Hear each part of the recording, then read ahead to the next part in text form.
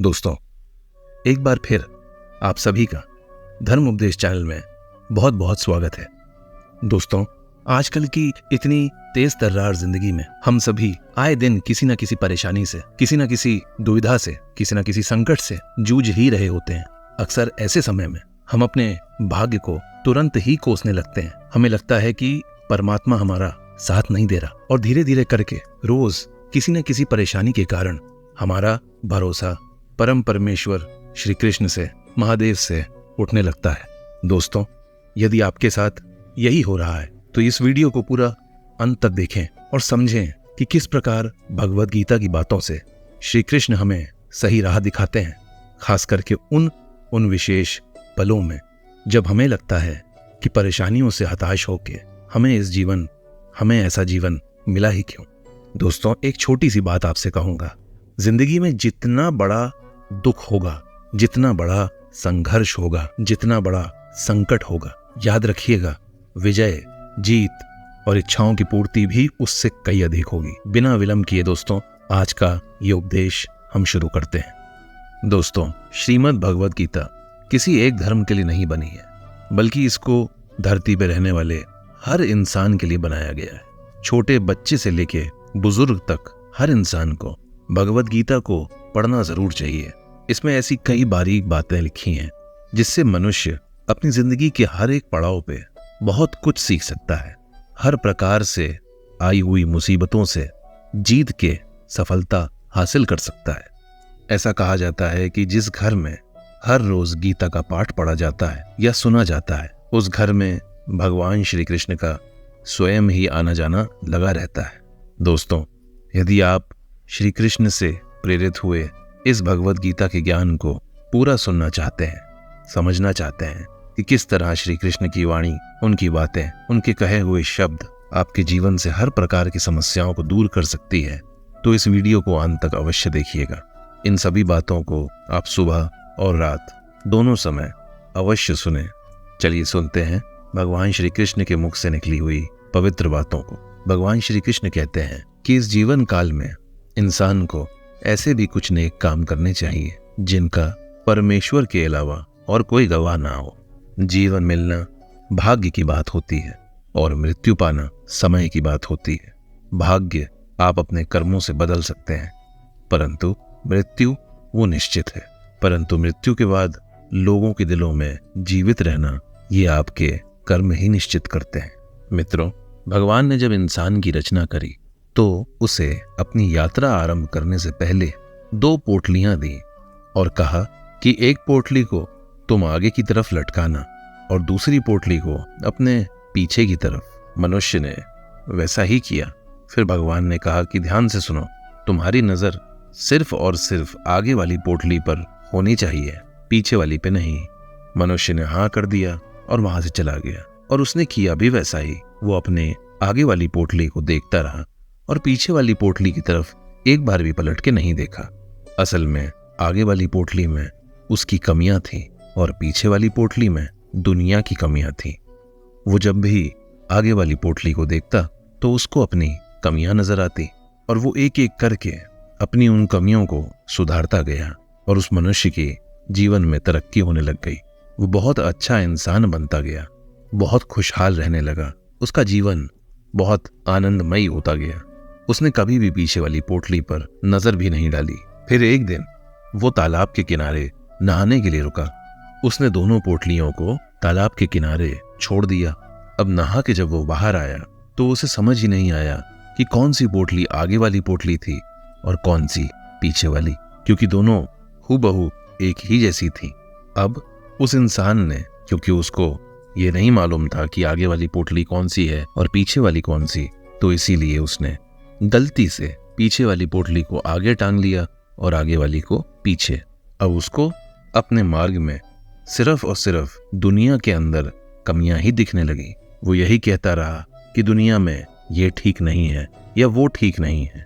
वो सब में कमियां ही ढूंढने लगा, अपने बच्चों में, अपनी स्त्री में, अपने मित्रों में, अपने पड़ोसी में। जहां भी वो देखता उसे सिर्फ कमियां ही दिख रही थी और अब वो हर जगह सिर्फ कमियां ही देखता सिवाय खुद के, क्योंकि उसको सिर्फ भगवान की वो बात याद थी कि आगे वाली पोटली को ही देखना। अब उसकी जिंदगी में बहुत उथल पुथल मच गई और वो बहुत दुखी होने लगा। वो अपने जीवन में पतन की ओर बढ़ने लग गया। नकारात्मक विचारों से वो घिर चुका था। उसको हर इंसान अब बुरा लगता था। अब वो बहुत ज्यादा दुख में रहने लगा और उसकी दुनिया ही पूरी नरक की माती हो गई थी। ऐसी परिस्थिति में उसे कुछ समझ नहीं आ रहा था और वो वापस भगवान के पास गया। अब उसको भगवान ने समझाया कि हे मनुष्य, जब तक तुम्हारी नजर तुम्हारी खुद की कमियों पे थी, तुम अपने जीवन में तरक्की कर रहे थे, खुशहाल थे, तुम्हें सब अच्छा ही लग रहा था, और जैसे ही तुम्हारा ध्यान सिर्फ और सिर्फ दूसरों की कमियों पे गया, वैसे ही तुम्हारा पतन आरंभ हो गया। मित्रों, इस कहानी का यही संदर्भ है कि जब जब हम उंगलियों को दूसरों की तरफ उठाते हैं, तब तब हम सिर्फ और सिर्फ अपना ही नुकसान करते हैं। एक बात को हमेशा याद रखें कि आप इस दुनिया को नहीं सुधार सकते। यदि आप इस दुनिया को आध्यात्मिक नजर से देखेंगे तो आपको यही लगेगा कि हर कोई मनुष्य अपना अपना जीवन अपने तरीके से ही व्यतीत कर रहा है।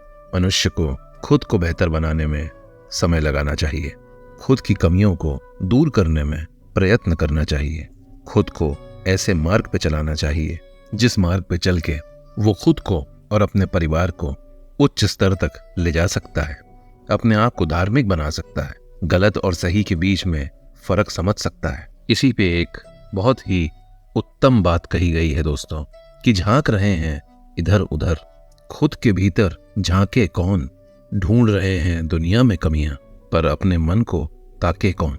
दुनिया सुधरे ऐसा हर कोई चिल्लाता है, परंतु खुद को आज सुधारे कौन। उपदेश कुशल बहुतेरे, खुद पर आज विचारे कौन। परम परमेश्वर श्री कृष्ण कहते हैं कि सब्र बहुत बड़ी ताकत होती है, कमजोरी नहीं। सब्र एक ऐसी ताकत है जो हर मनुष्य में नहीं होती। जिसके अंदर सब्र होता है वो भारी से भारी और गहरी से गहरी परिस्थिति में भी अपने आप को स्थिर रख सकता है, और उस स्थिरता की वजह से वो किसी भी प्रकार की परेशानी से बाहर निकलने का साहस एकजुट कर पाता है। याद रखिए कि जो स्थिर होगा वो किसी भी प्रकार की आई हुई परेशानी में सिर्फ खुद को ही नहीं परंतु अपने साथ वालों को भी सहारा देने का साहस रखता है। दुआएं कभी खाली नहीं जाती, बस जब वो कबूल होती हैं तो उनका समय आपके समय के जैसे नहीं होता, वो अपने समय से ही कबूल होती। इंसान अपने विश्वास से निर्मित होता है। इंसान जैसा विश्वास रखता है, जैसी अपने मन में धारणा रखता है, वो वैसा ही बन जाता है। दोस्तों, इंसान किसी वस्तु की नकल तो कर सकता है, किसी चीज की नकल कर सकता है, परंतु किसी भी इंसान के चरित्र या उसकी आत्मा की नकल कभी नहीं कर सकता। एक बात हमेशा याद रखिए कि अपनी सोच को, अपने मन में आते हुए विचारों को बहुत काबू में रखिए, क्योंकि आपकी जो सोच होगी आपका निर्माण भी वैसा ही होगा। यदि नीयत अच्छी है तो नसीब भी अच्छा ही होता है। दिमाग में विचारों की भीड़ जितनी कम होगी, जिंदगी का मार्ग उतना ही सरल और साफ होगा। मन को झुकाना भी बहुत आवश्यक है। सिर्फ सिर झुकाने से भगवान नहीं मिलते। यदि इंसान उन बातों से चिंतित हो जाता है, उन बातों से परेशान हो जाता है जो उसके नियंत्रण में नहीं है, तो इसका सिर्फ और सिर्फ एक ही परिणाम होता है, समय की बर्बादी और भविष्य में उस समय को खोने पे पछतावा। क्योंकि जो वस्तु आपके नियंत्रण में नहीं है, उस वस्तु के बारे में थोड़ा भी सोचना अपने आज के समय की बर्बादी है। दोस्तों, आपका जैसा नजरिया रहेगा, आप जिंदगी को वैसा ही देखेंगे। यदि आप दुख पे अपनी नजर को रखेंगे तो आपको दुनिया में सिर्फ दुख ही दुख दिखेगा, और यदि आप सुख की ओर देखेंगे तो आप हमेशा ही सुखी रहेंगे। क्योंकि मनुष्य जिस चीज पे ध्यान देता है वही चीज सक्रिय हो जाती है। श्रीमद् भागवत गीता में भगवान श्री कृष्ण कहते हैं कि जिस प्रकार प्रकाश की ज्योति अंधेरे में चमकती है, ठीक उसी प्रकार सत्य भी चमकता है। इसलिए मनुष्य को हमेशा सत्य की राह पे ही चलना चाहिए। भगवान कहते हैं कि मृत्यु एक अटल सत्य है जिसे कोई बदल नहीं सकता। जब से ये संसार बना है तभी से जन्म और मृत्यु का चक्र चलता आ रहा है। कोई भी मनुष्य चाहे लाख चीज जान ले, चाहे वह पूरे जगत का ज्ञान प्राप्त कर ले, परंतु यदि वो स्वयं को नहीं जानता, वो परम सत्य को नहीं जानता, तो वह मनुष्य अज्ञानी है। भगवान कहते हैं कि यदि कोई मनुष्य आपको ठुकरा दे तो आप बुरा ना माने, क्योंकि उसको आपकी वास्तव में कीमत नहीं पता। आपको ऐसे मनुष्य को धन्यवाद करना चाहिए। याद रखिए कि बुरा वक्त एक न एक दिन टल ही जाता है। बुरे वक्त में भगवान सिर्फ और सिर्फ आपका सब्र और हौसला आजमाते हैं। दोस्तों, आपने ऐसे कई लोग देखे होंगे जो हमेशा मुस्कुराते ही रहते हैं, परंतु चेहरे पे मुस्कान का मतलब ये नहीं होता कि जीवन में संघर्ष नहीं है। बस ऐसे लोगों के मन में ऊपर वाले के लिए भरोसा अधिक है। श्री कृष्ण कहते हैं कि जिंदगी में यदि आपको कुछ बड़ा करना है तो दो चीजों को सदैव याद रखिए। जो आपने खो दिया है वो लौट के आएगा नहीं, तो इसलिए उसके लिए किसी तरह का कोई पछतावा और गम ना करें। और जो पाया है वो किसी से कम नहीं है, वो परिपूर्ण है, उसे पाके संतुष्टि रहे। दोस्तों, इंसान स्वास्थ्य से जितना कमजोर नहीं होता, उससे ज्यादा नकारात्मक विचारों से कमजोर होता है। नकारात्मकता आपके सिर्फ शरीर को ही नहीं, आपकी सोच को भी झंझोड़ देती है। नतीजा, जिस प्रकार तबीयत खराब होने पे इंसान 3-4 दिन में, हफ्ते भर में ठीक हो जाता है, बहुत ज्यादा 10-15 दिन में ठीक हो जाता है, परंतु नकारात्मक सोच इंसान के विचारों को जिंदगी भर के लिए बदल सकती है। इसलिए स्वयं को जितना ज्यादा हो सके सिर्फ और सिर्फ सकारात्मकता की तरफ ही ले जाएं।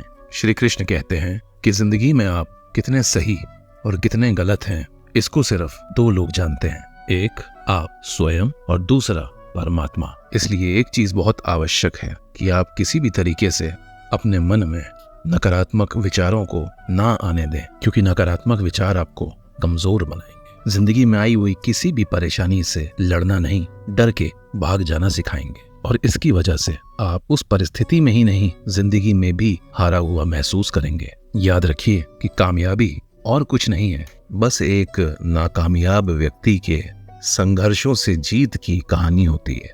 दोस्तों, आपके खिलाफ होती हुई बातों को खामोशी से सुन लीजिए, क्योंकि वक्त से ज्यादा बेहतर जवाब कोई नहीं देता है। जिस मनुष्य ने अपने आप को, अपनी इंद्रियों को वश में कर लिया है, उस मनुष्य की जीत को स्वयं देवता भी नहीं रोकते। यदि लोग आपकी अच्छाई को आपकी कमजोरी समझते हैं तो ये उनकी बहुत बड़ी भूल है, ये उनकी कमजोरी है। आप सिर्फ तमाशा देखते जाइएगा, क्योंकि समय का चक्र जब बदलेगा तो उन्हें एक एक बात का हिसाब समय खुद से ही दे देगा।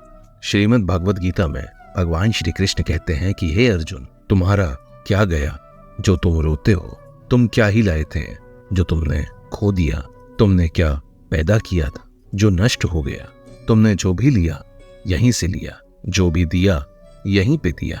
जो आज तुम्हारा है कल किसी और का होगा, क्योंकि परिवर्तन ही संसार का एकमात्र नियम है, और समय के साथ संसार में हर चीज परिवर्तन के नियम का पालन करती है। भगवान श्री कृष्ण कहते हैं कि कर्म योग ही वो योग है जिसके माध्यम से हम अपनी जीवात्मा से जुड़ पाते हैं। कर्म योग हमारे आत्मज्ञान को जागृत करता है।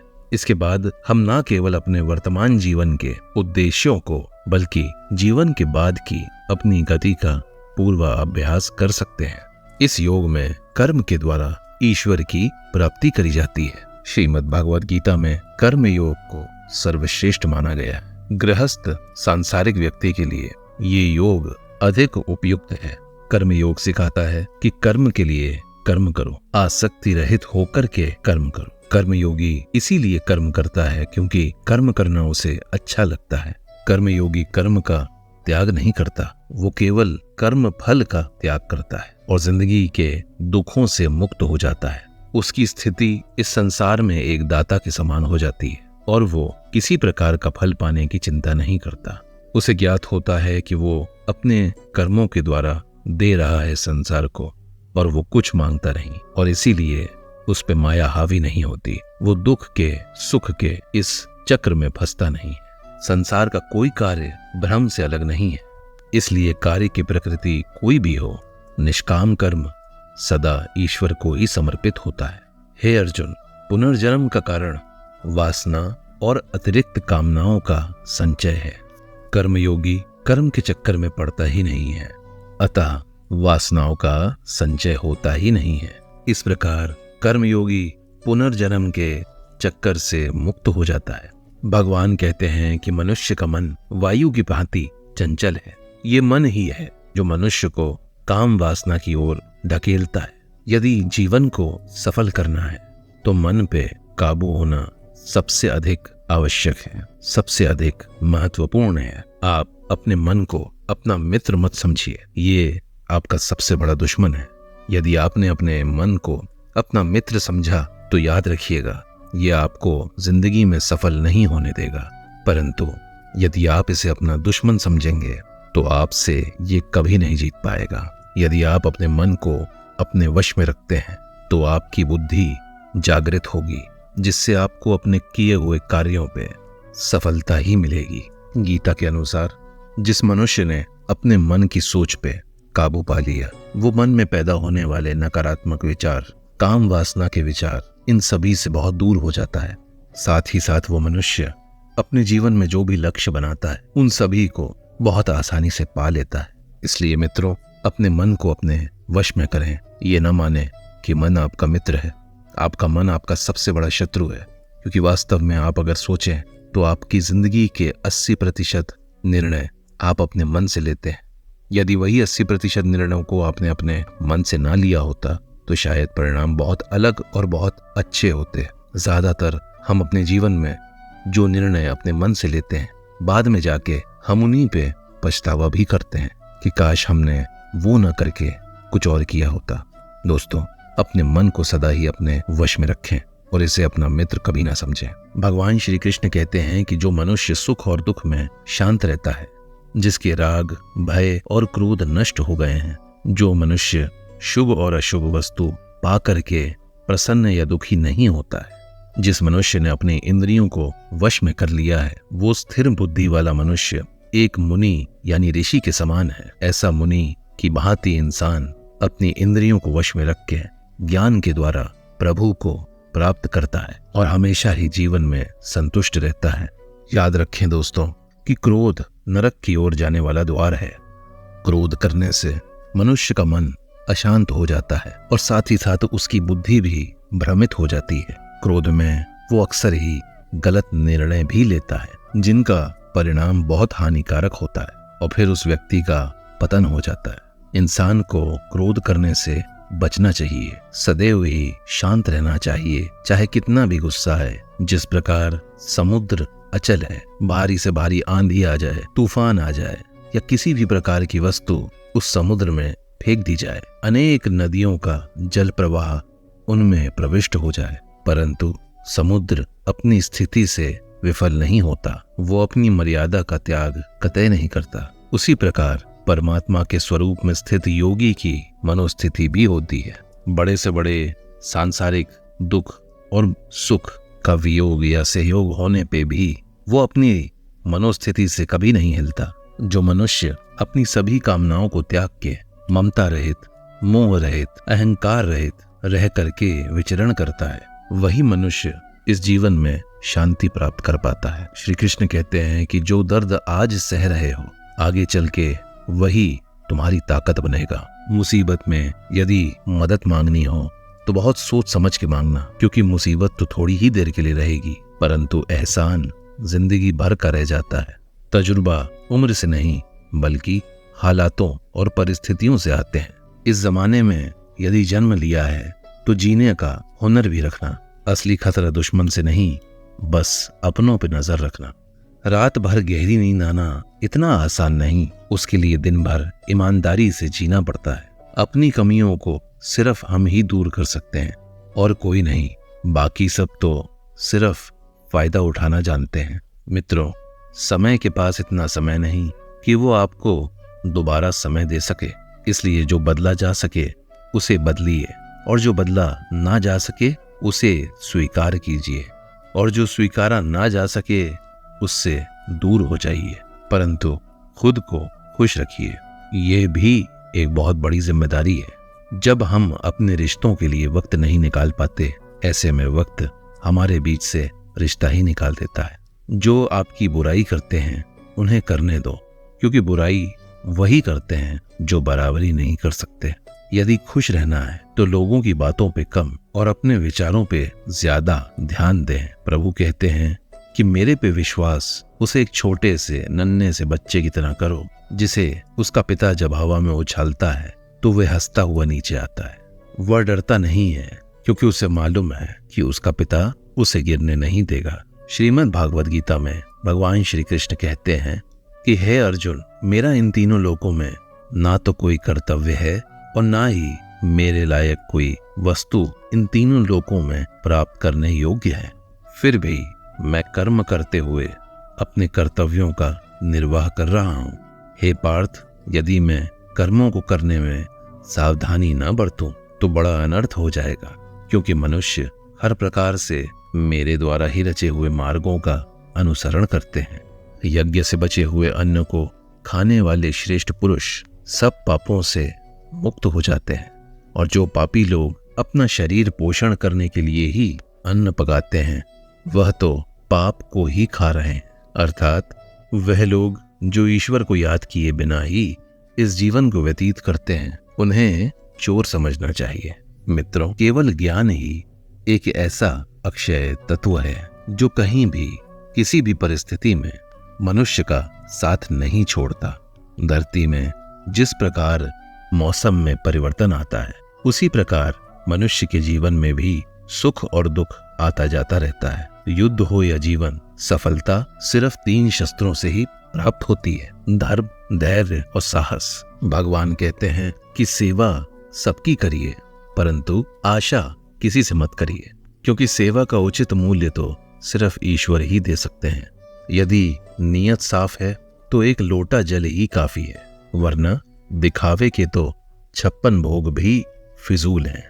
भगवान के फैसले पर कभी शक मत करना, क्योंकि यदि सजा मिल रही है तो कोई ना कोई गलती भी अवश्य ही करी होगी। यदि आप सही हैं तो कुछ भी सही साबित करने का प्रयास ना करिए, बस खुद को सही बना के रखें और आपकी गवाही स्वयं वक्त ही देगा। वहां बैठ के रोना बहुत सुकून देता है, जहां प्रभु के सिवाय कोई और सुनने वाला भी ना हो। याद रखिएगा कि जितना इंतजार प्रभु आपसे करवा रहे हैं, समय आने पे वो इतना देंगे कि आप संभाल भी ना पाएंगे। मित्रता आवश्यक है, संबंध भी आवश्यक है, परंतु जीवन की परिस्थिति ये दर्शाती है कि अकेले रहने की कला आना भी आवश्यक है, क्योंकि अकेलापन वो वरदान है जिसमें आप स्वयं का निर्माण कर सकते हैं। इतना सफर करने पे यह बात तो अवश्य समझ में आ गई कि उस मार्ग पे कभी मत जाना जिस मार्ग पे लोग आपकी कदर नहीं करते हैं। कदर आप उसकी अवश्य करें जो आपके सबसे करीब हैं। जो आपके करीब नहीं आना चाहते हैं, यानी जो आपसे दूरी बना के रखते हैं, उनके बारे में सोचना भी व्यर्थ है। हमेशा कदर उसकी करें जिसे आपसे दूर जाने में भय लगे, और उसे छोड़ दें जो आपसे बात भी ना करता हो, क्योंकि उसे आपकी कोई कदर नहीं है। मित्रों, याद रखें कि कस्में और वादे झूठ होते हैं, क्योंकि कस्में सबसे ज्यादा वो खाते हैं जो सबसे ज्यादा झूठ बोलते हैं। दीपक का जीवन इसीलिए वंदनीय नहीं होता क्योंकि वह जलता है, बल्कि इसलिए वंदनीय है क्योंकि वह दूसरों के लिए जलता है, दूसरों से जलता नहीं है। प्रभु श्री कृष्ण कहते हैं कि जीवन में यदि मौका मिले तो किसी के लिए सारथी अवश्य बनना, स्वार्थी नहीं, क्योंकि सारथी बन के आप किसी के जीवन को सही दिशा में ले जा सकते हैं, और ऐसे करने में आपको जो आनंद प्राप्त होगा उसे शब्दों में बयान नहीं किया जा सकता। परंतु स्वार्थी बन के आप स्वयं का सर्वनाश अवश्य ही करेंगे। किस इंसान से कब, कितना और क्या बोलना है, यदि आप यह समझ गए तो आप अपने जीवन के सारथी बन जाते हैं। कामयाबी और नाकामयाबी दोनों जिंदगी के हिस्से, और दोनों ही स्थायी नहीं हैं। जिंदगी की आधी शिकायतें यूं ही दूर हो जाएंगी यदि लोग एक दूसरे के बारे में बात करने की जगह एक दूसरे से ही बात करने लग जाएंगे। विश्वास किसी पे इतना करो कि वह आपसे छल करते समय खुद को दोषी समझे, और प्रेम किसी से इतना करो कि उसके मन में आपको खोने का डर ही बना रहे।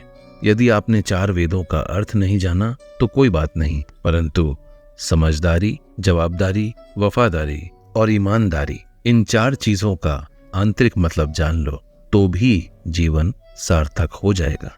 हे अर्जुन, जिस काल में तुम्हारी बुद्धि मोह रूपी दलदल को भली भांति पार कर जाएगी, उस समय तुम सुने हुए और सुनने में आने वाले इस लोक और परलोक सहित सभी संबंधी रोगों से वैराग्य को प्राप्त हो जाओगे।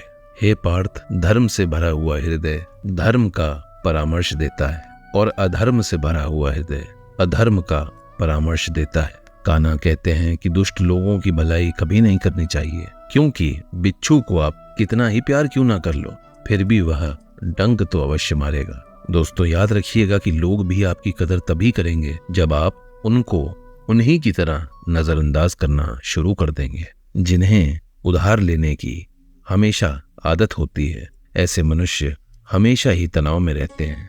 यह जमाना ऐसे इंसान की कदर नहीं करता जो दूसरों की कदर नहीं करता।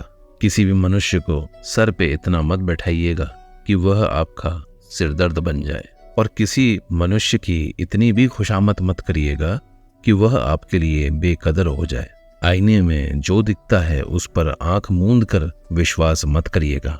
दूर रहिएगा उन सभी लोगों से जो आपकी कदर तब तक करते हैं जब तक उनको आपसे कोई काम मिल रहा हो। जल्दबाजी में कोई भी फैसला ना ले, क्योंकि अक्सर ही जल्दबाजी में लिया हुआ फैसला गलत हो जाता है।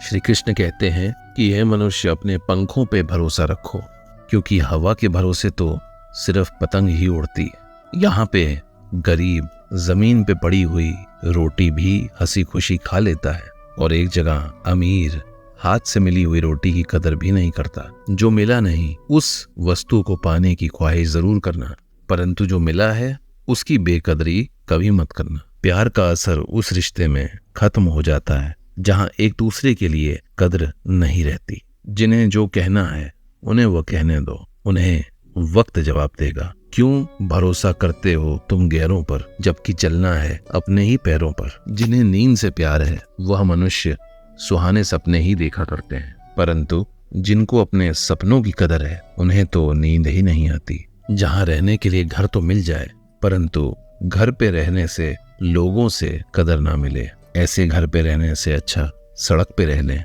श्रीमद् भागवत गीता में भगवान श्री कृष्ण कहते हैं कि हे अर्जुन, जो न कभी अति हर्षित होता है, न किसी से द्वेष करता है, ना ही शोक करता है, और ना ही किसी प्रकार की कोई कामना करता है, जो शुभ और अशुभ कर्मों का त्यागी है, वह ज्ञानी मनुष्य मुझे सबसे अति प्रिय है। श्री कृष्ण कहते हैं कि मुझे पाने के 3 तरीके हैं, ध्यान, योग और कर्म योग, और इन सभी में कर्म योग ही सबसे प्रधान है। जिस प्रकार मनुष्य अपने पुराने वस्त्रों को त्याग कर नए वस्त्र धारण करता है, ठीक उसी प्रकार आत्मा पुराने व्यर्थ शरीर को त्याग कर नया शरीर धारण करती है। यही प्रकृति का नियम है। इस सत्य को स्वीकार करके भय मुक्त होकर के आज में जीना चाहिए।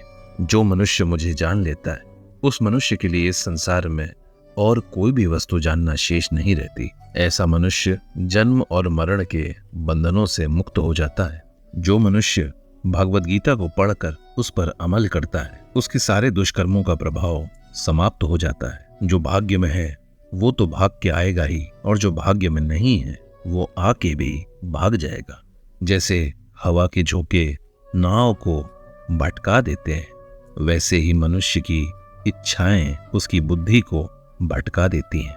यदि खुशी के लिए काम करोगे तो खुशी नहीं मिलेगी, परंतु खुश हो करके काम करोगे तो खुशी अवश्य ही मिलेगी। मित्रों, ये चिंता छोड़ दो कि लोग आपके बारे में क्या सोचते हैं, क्योंकि वह तो स्वयं ही इन्हीं विचारों में डूबे हैं कि बाकी लोग उनके बारे में क्या सोचते हैं। याद रखिएगा कि कई बार झुकना ही एकमात्र रास्ता होता है। अगर अंदर से अहंकार को खाली करना है तो झुकना ही पड़ता है। जितनी दूर तक आप अपनी नजरों से देख सकते हैं उतनी दूर तक आप अवश्य ही जाएं, क्योंकि जब आप वहां पहुंचेंगे वहां से आप और आगे ही देख पाएंगे। आंसू वह खामोश दुआ है जिसको सिर्फ परमात्मा ही सुन सकते हैं। एक बात सदा याद रखें, हम आज जो हैं उसके जिम्मेदार हम स्वयं हैं। हमारे लिए गए निर्णय हैं, और हम जो बनना चाहते हैं उसके लिए जो शक्ति चाहिए वो हमारे भीतर ही मौजूद है। जब कोई मनुष्य अपना अगला कदम पहचानने लगता है तो समझ लीजिएगा कि कोई बड़ा परिवर्तन होने वाला है। दोस्तों, यदि ऊपर वाले से आपके रिश्ते मजबूत हैं तो याद रखिए कि जो इस धरती पे हैं उनसे आपके रिश्ते चाहे कैसे भी हों वो आपका कुछ नहीं बिगाड़ सकते।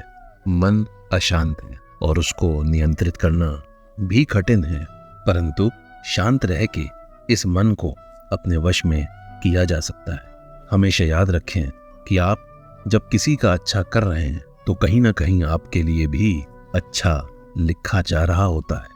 यूं ही नहीं, हाथ की लकीरों के आगे उंगलियां होती हैं। ईश्वर भी किस्मत से पहले मेहनत लिख चुका है, क्योंकि जब मेहनत होगी तो ही ईश्वर किस्मत को हमारे लिए बदल देंगे। अच्छे व्यवहार का कोई आर्थिक मूल्य ना हो, परंतु अच्छा व्यवहार करोड़ों दिलों को खरीद सकता है। संयम हमारे चरित्र की कीमत को बढ़ाता है, परंतु सच्चे मित्र और परिवार हमारे जीवन की कीमत को बढ़ाते हैं। गीता में भगवान श्री कृष्ण कहते हैं कि हे अर्जुन, वो जो वास्तविकता में मेरे जन्म और मेरी उत्कृष्ट गतिविधियों को समझता है वह शरीर त्यागने के बाद पुनः जन्म नहीं लेता और मेरे परम धाम को प्राप्त होता है। वह व्यक्ति जो सभी इच्छाओं को त्याग देता है और मैं और मेरा की लालसा और भावनाओं से मुक्त हो जाता है, उसको अपार शांति की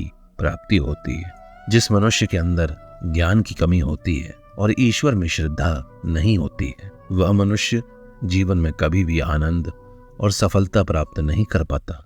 ईश्वर ने हमें जो कुछ भी दिया है वही हमारे लिए पर्याप्त है और ये एक अटल सत्य भी है। संयम, सदाचार, स्नेह एवं सेवा, यह गुण सत्संग के बिना नहीं आते। श्री जी कहते हैं कि दुख और सुख को समझने वाले सर्वश्रेष्ठ मनुष्य को अपनी इंद्रियों की कही हुई बातें व्याकुल नहीं करती। ऐसा मनुष्य मोक्ष के योग्य होता है। याद रखें मित्रों कि किसी भी इंसान से या वस्तु से अंधा प्यार नहीं करना चाहिए, क्योंकि अंधा प्यार आपको जीवन में सफल होने से रोकती है। स्वयं को इतना कमजोर कभी मत होने देना कि आपको किसी के एहसान की आवश्यकता पड़ जाए। याद रखें कि जीत जब निश्चित हो तो अर्जुन तो हर कोई बन सकता है, परंतु जब मृत्यु निश्चित हो तो अभिमन्यु बनने के लिए साहस चाहिए।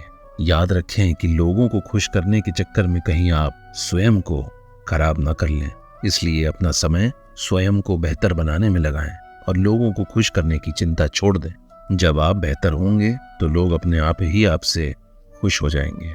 यदि जिंदगी में हर मार्ग में जीत हासिल करनी हो तो बल से ज्यादा बुद्धि का इस्तेमाल अनिवार्य है, क्योंकि बल से आप लड़ सकते हैं परंतु बुद्धि के इस्तेमाल से आप जीत सकते हैं। जो लोग आपको नीचा दिखाते हैं, आपके पीठ पीछे बुरी बातें कहते हैं, उनको इस बात का एहसास नहीं है कि वो स्वयं को कितना गिरा चुके हैं और उनका आपके लिए बुरा बोलना उन्हीं की पतन का मार्ग बन जाता है। सच्ची खुशी का अनुभव तभी होता है जब आपकी सोच, कथन और कर्म में समानता हो, क्योंकि जो आप सोचेंगे वही आप कहेंगे और जो आप कहेंगे वही आप करेंगे। अगर आप अच्छा सोचेंगे तो उसके लिए आप अच्छा कहेंगे और जब आप अच्छा कहेंगे तो आपके कर्म भी अच्छे होने लगेंगे। दोस्तों, जिंदगी में समय कमजोर हो सकता है परंतु आप कमजोर नहीं हो सकते। जिस प्रकार तेल समाप्त होने पे दीपक बुझ जाता है, उसी प्रकार कर्म के क्षीण हो जाने पर भाग्य भी नष्ट हो जाता है। यदि आप जीवन में राजा की भांति जीना चाहते हैं तो उसके लिए आपको गुलामों की तरह मेहनत भी करनी पड़ेगी और साथ ही साथ इस बात का स्मरण रखें कि आपका सपना जितना बड़ा है उसका संघर्ष उससे भी ज्यादा बड़ा होगा। परंतु संघर्ष चाहे कितना भी बड़ा हो, आप उससे भागिएगा मत, क्योंकि यही वो संघर्ष है जो एक दिन आपको आपकी मंजिल तक पहुंचा देगा। यदि लोग आपके बारे में बात कर रहे हैं और खास करके जब लोग आपके बारे में कुछ बुरी बात कर रहे हैं तो समझिएगा कि आप तरक्की के मार्ग पे हैं और कोशिश आखिरी सांस तक होनी चाहिए, क्योंकि मंजिल मिलेगी या फिर तजुर्बा, दोनों ही बहुत अनमोल है। दोस्तों, भगवान श्री कृष्ण कहते हैं कि जो भी मनुष्य अपने आप को मुझे समर्पित कर देते हैं, मेरा नाम जप करते हैं, मेरी शरण में आ जाते हैं, मेरी पूजा करते हैं, आराधना करते हैं, मैं सदैव ही उनकी रक्षा करता हूँ। उनके सभी कष्टों का हरण करता और उनको हर प्रकार के सुख प्रदान करता हूँ। एक समय की बात है, एक रामू नाम का व्यक्ति एक गली में रहा करता था। वह एक दवाई की दुकान चलाता था। उसे हर प्रकार की दवाइयों की बहुत अच्छी जानकारी थी। वो पूरी दुकान को खुद ही संभाला करता था, इसलिए कौन सी दवा कहाँ रखी है ये उसको ज्ञात था। वह पूरी ईमानदारी के साथ अपना काम करता था, ग्राहकों को सही दवा सही दाम पे देता था। सब कुछ अच्छा होने के बाद भी रामू नास्तिक था। वो जरा भी भगवान में विश्वास नहीं रखता था। वह पूरा दिन दुकान पे काम करता और शाम को दुकान बढ़ाने के बाद परिवार तथा मित्रों में समय व्यतीत करता था। उसे ताश खेलने का बहुत शौक था। जब भी उसे समय मिलता वह दोस्तों के साथ ताश खेलने बैठ जाता। एक दिन वह दुकान पे ही था, तभी वहां उसके कुछ दोस्त आए और तभी भारी बारिश भी शुरू हो गई। रात हो गई परंतु बारिश थम नहीं रही थी और सभी बारिश को रुकने का इंतजार कर रहे थे। साथ ही साथ बिजली भी चली गई थी। समय व्यतीत करते करते सभी दोस्तों ने सोचा कि चलो क्यों ना मोमबत्ती की रोशनी में ताश ही खेली जाए। सभी दोस्त दुकान में ताश खेलने बैठ गए। सभी ताश खेलने में बहुत मग्न थे। तभी एक बाहर से छोटा बच्चा भागता हुआ आया। वह पूरी तरह भीगा हुआ था। उसने जेब से दवाई की एक पर्ची निकाली और रामू को दे करके कहा कि भैया मुझे ये दवा दे दो। रामू खेल में बहुत मग्न था। उसने पहली बार में देखा ही नहीं कि बच्चा कुछ दे रहा है। थोड़ी देर बाद बच्चे ने जोर से आवाज दे के कहा कि मेरी माँ बहुत बीमार है और सभी दुकानें बंद हैं। यदि आप दवाई देंगे तो मेरी माँ ठीक हो जाएंगी। रामू अपना मन खेल में रखते हुए उठा और बिना पढ़े अंदाज से ही उसको दवाई की एक शीशी लेकर के दे दी। बच्चे से पैसे लिए और काट करके वापस कर दिए। बच्चा भागते हुए वापस चला गया। तभी बारिश रुक गई और रामू के सभी दोस्त भी जाने लगे। अब रामू दुकान बंद करने लगे। तभी उसको ध्यान आया कि बिजली न होने के कारण उसने बच्चे को चूहे मारने की दवाई दे दी है। ऐसे में रामू बहुत परेशान हो गया। उसके हाथ पैर फूल गए। उसका दिल बहुत तेजी से धड़कने लगा और ये सोचने लगा कि इतने सालों से मैं नेकी से काम करता आया और आज जुए के चक्कर में मुझसे इतना बड़ा पाप हो गया। बच्चे के बारे में सोच सोच वो बहुत घबरा रहा था। वह सोचने लगा कि यदि वह दवाई उस बच्चे ने अपनी माँ को दे दी तो वह अवश्य ही मर जाएगी। तुरंत ही रामू ने अपनी इस भूल को याद करते करते अपने ताश खेलने की आदत को छोड़ने का निश्चय भी कर लिया। परंतु यह तो बात की बात है, क्योंकि उस बच्चे का पता नहीं चल रहा था। रामू सोचने लगा कि किस प्रकार मैं उस बच्चे की बीमार माँ को बचाऊं। रामू घर जाने का इरादा ही छोड़ दिया। दुविधा और बेचैनी उसको चारों ओर से घेरी हुई थी। इतनी घबराहट थी कि वह इधर उधर देखने लग गया। पहली बार उसकी नजर दीवार के उस कोने पे गई जिस पे उसके पिता ने भगवान श्री कृष्ण की एक मूर्ति को उसकी दुकान के उद्घाटन के समय पे लगवाया था। तब उसे स्मरण हुआ कि उसके पिताजी ने कहा था कि भगवान की भक्ति में बहुत शक्ति होती है और प्रभु हर ओर व्याप्त है और हमें सदैव ये अच्छे कार्य करने का प्रेरणा देते रहते हैं। रामू उन सभी बातों को याद करने लगा और सोचने लगा कि आज मैं भगवान की इन शक्ति को आजमा के देखता हूँ। उसने कई बार अपने पिता को भगवान की इस मूर्ति के आगे हाथ जोड़ के पूजा करते हुए देखा था। वह भी आज पहली बार कमरे में उस कोने पे रखी हुई उस मूर्ति के आगे आंखें बंद कर दोनों हाथों को जोड़कर वहीं बैठ गया। कुछ देर बाद वह छोटा बच्चा फिर दुकान पे आया। उसे देख रामू बहुत आश्चर्यचकित हो गया। उसने देखा कि वो बच्चा रो रहा है। उसकी आंखों से आंसू निकले जा रहे हैं। घबराए हुए रामू ने उस बच्चे से पूछा कि बेटा क्या हुआ, तुम क्यों रो रहे हो? तो लड़के ने कहा कि बाबूजी, मैं आपसे दवाई लेके गया था परंतु बारिश बहुत तेज हो रही थी और बिजली भी नहीं आ रही थी। मैं अपने घर पहुंच ही रहा था कि मेरा पैर फिसल गया और वो दवाई की शीशी मुझसे गिर के टूट गई। क्या आप मुझे वो दवाई फिर से दे सकते हैं? यह सुन रामू ने राहत की बहुत बड़ी सांस ली। तुरंत ही उसने कहा कि क्यों नहीं बेटा, मैं तुम्हें अभी तुरंत ही देता हूँ। रामू ने उसको सही दवाई देते हुए कहा कि ये लो बेटा। बच्चे ने कहा कि बाबूजी, मेरे पास तो दवाई के पैसे भी नहीं है। रामू को उस बच्चे पे बहुत दया आई। उसने कहा कि कोई बात नहीं बेटा, तुम ये दवाई लेके जाओ और अपनी माँ को बचाओ। जल्दी करो और अब की बार बहुत संभाल के जाना, गिरना मत। रामू उस बच्चे के जाते ही साथ रोने लगा। उस धूल भरी हुई मूर्ति को हाथ में लेके कहने लगा कि मुझसे बहुत बड़ी गलती हो गई प्रभु, मुझे क्षमा करें। मैं आपके इतने सालों से आपकी शक्ति को ना देख सका। मैं गलत था, मुझे माफ करें। और उस मूर्ति को अपने सीने से लगा लिया। वह समझ गया कि यदि भक्त मन से भगवान को याद करे, उसकी रक्षा अवश्य करते हैं, प्रभु सभी संकटों को हर लेते हैं। प्रभु कहते हैं कि जो मनुष्य गीता की इन बातों को ग्रहण करता है, समझता है और दूसरे मनुष्यों का इन्हीं बातों से उद्धार करता है, दूसरे मनुष्यों में इन बातों को फैलाता है, उन्हें समझाता है, ऐसा मनुष्य मेरे अति प्रिय है। मैं उसका सदैव ही उद्धार करता हूं। दोस्तों, उम्मीद है आपको इस वीडियो से बहुत कुछ सीखने को मिला होगा। यदि आप अपने जीवन में किसी भी प्रकार की चिंता करते हैं तो इन बातों को सुनें, इन बातों के हर एक उद्देश्य को समझें कि किस प्रकार श्री कृष्ण ही एक परम सत्य हैं और उनकी कही हुई बातें ही इस दुनिया की एकमात्र उचित रास्ता है, जिस पे चल के हमें सफलता तो मिलती ही है, परंतु जीवन का रहने का एक तरीका भी मिलता है। यदि आपको ये वीडियो पसंद आया हो दोस्तों, तो इस वीडियो को लाइक जरूर करें और अपने दोस्तों तक जरूर पहुंचाएं। अंत में कमेंट में जय श्री कृष्णा, राधे राधे लिखना मत भूलें। धन्यवाद दोस्तों।